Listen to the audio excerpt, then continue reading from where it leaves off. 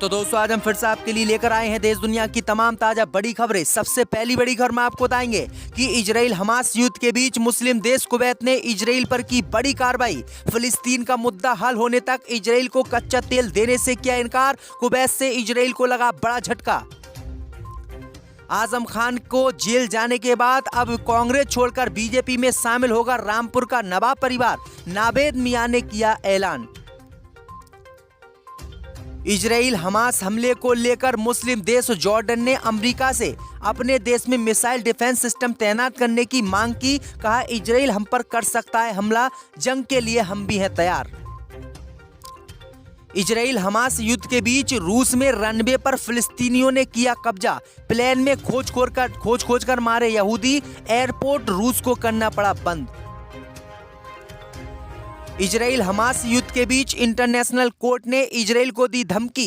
कहा मानवीय सहायता आगे से रोकी तो आपको भेजेंगे जेल, इतने लगाएंगे प्रतिबंध, नहीं लड़ पाओगे किसी देश से जंग। राकेश टिकैत ने आरएसएस और बीजेपी पर बोला बड़ा हमला। कहा आरएसएस के कार्यकर्ता बिना पेपर पास किए कराएंगे आईएएस आईपीएस की नियुक्ति। तो दोस्तों सभी खबरों को आपको एक एक कर बताने वाले हैं। वीडियो को लाइक कर चैनल को सब्सक्राइब कर दें।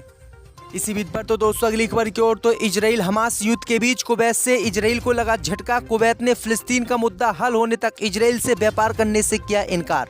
जय दोस्तों आपको बता दें कि इजराइल हमास युद्ध को लेकर मुस्लिम देश कुवैत से आज इजराइल को बड़ा झटका लगा है।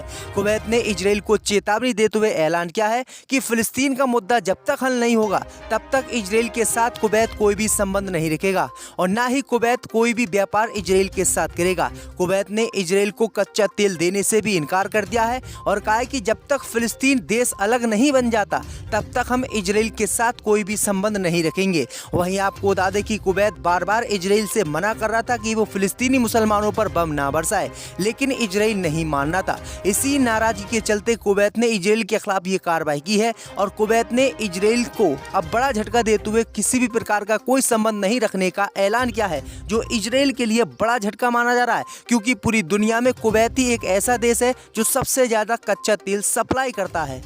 इसी बीच पर तो दोस्तों अगली खबर की ओर तो कांग्रेस पार्टी को लेगा बड़ा झटका। बीजेपी में शामिल होगा रामपुर का नवाब परिवार। जय दोस्तों आपको बता दें कि समाजवादी पार्टी के नेता आजम खान, उनके बेटे अब्दुल्ला आजम खान और पत्नी तंजीम फातिमा के जेल जाने के मामले में कांग्रेस ने योगी सरकार के खिलाफ मोर्चा खोला हुआ है। पार्टी की यूपी इकाई के अध्यक्ष अजय राय बीते दिनों आजम खान से मिलने सीतापुर भी गए थे, हालांकि उनकी मुलाकात नहीं हो पाई। हरदोई में भी कांग्रेस नेता अब्दुल्ला आजम से मिलने गए थे, लेकिन उन्हें भी बैरक वापस लौटना पड़ा। अब खबर सामने निकल कर आई दोस्तों की रामपुर में जो आजम खान के परिवार की जो है नवाब के परिवार से लड़ाई चल रही है। अब इसी मामले को लेकर नावेद मियां जो नवाब परिवार के प्रमुख हैं रामपुर से, उन्होंने ऐलान किया है कि वो जल्दी कांग्रेस पार्टी को छोड़कर बीजेपी में शामिल होंगे। उनका बेटा भी बीजेपी से चुनावी स्वाट सीट से लड़ चुका है, लेकिन उसे हार का सामना करना पड़ा। तो ये बड़ी अपडेट आई दोस्तों कि अब नवाब परिवार जल्दी बीजेपी में शामिल होगा। आपकी क्या राय इस खबर पर हमें कमेंट में जरूर बताएं। इसी बीच पर तो दोस्तों अगली खबर की ओर तो इजराइल हमास युद्ध के बीच मुस्लिम देश ने अमेरिका से पैट्रियट मिसाइल सिस्टम अपने देश में तैनात करने की मांग की। कहा इजराइल कर सकता है हम पर भीषण हमला। जय दोस्तों आपको बता दें कि इजराइल और हमास के बीच जंग जारी है।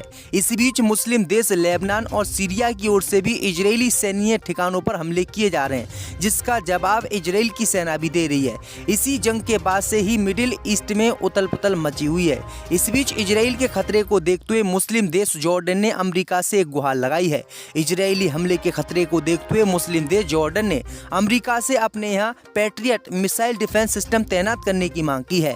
जॉर्डन आर्मी के प्रवक्ता ने रविवार को कहा कि मिडिल ईस्ट में बढ़ते तनाव और संघर्ष के समय अपनी सीमा की सुरक्षा को मजबूत करने के लिए वाशिंगटन को हमारे यहाँ पर मिसाइल सिस्टम तैनात करना चाहिए, जिससे हम इजराइल अगर कोई हमला करता है तो उसका हम जवाब दे सकें और अपने देश के नागरिकों को सुरक्षित रख सकें। तो ये बड़ी अपडेट आ रही है कि ये बड़ी मांग करी है मुस्लिम देश ने। इसी बीच पर तो दोस्तों अगली खबर की ओर तो रूस में रनवे पर फिलिस्तीनी समर्थकों ने किया कब्जा।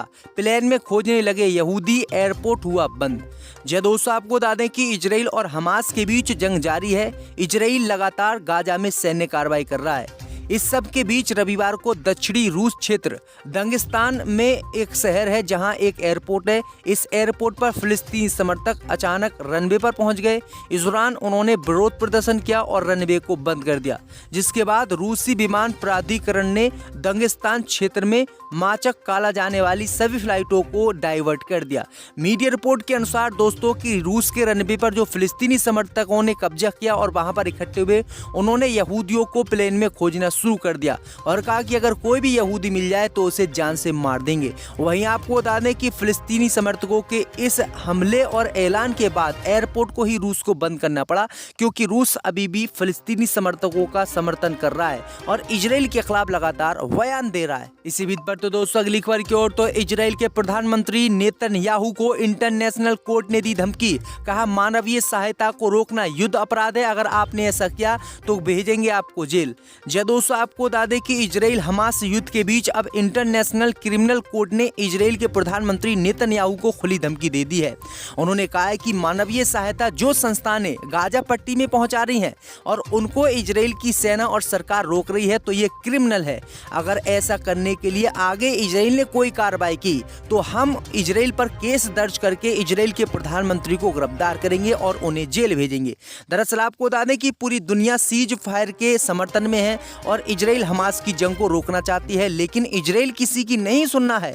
इसी मामले को लेकर इंटरनेशनल क्रिमिनल कोर्ट ने इजराइल को चेतावनी जारी की है कि अगर गाजा पट्टी के मुसलमानों की जो भी संस्थानें मदद कर रही हैं, सहायता पहुंचा रही है, अगर उनको रोका गया तो आपके खिलाफ कार्रवाई की जाएगी और ऐसे प्रतिबंध लगाएंगे कि आप कभी जंग नहीं लड़ पाओगे। तो ये बड़ी अपडेट आई दोस्तों कि इंटरनेशनल कोर्ट तक ये मामला पहुंच गया है और इजराइल को तगड़ी फटकार इंटरनेशनल कोर्ट से पड़ी है।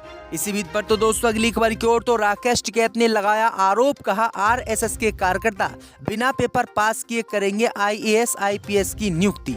जय दोस्तों आपको बता दें कि किसान नेता राकेश टिकैत ने एक बार फिर से केंद्र की मोदी और उत्तर प्रदेश की योगी सरकार को लपेटे में लेते हुए आरएसएस पर बड़ा हमला बोला है। राकेश टिकैत ने कहा है कि सरकार सिर्फ व्यापारियों का भला चाहती है, जिसका परिणाम है कि व्यापारी किसानों का अनाज औने पौने भाव खरीदकर मंडियां ले जाकर एमएसपी के दामों पर बेच रहे हैं।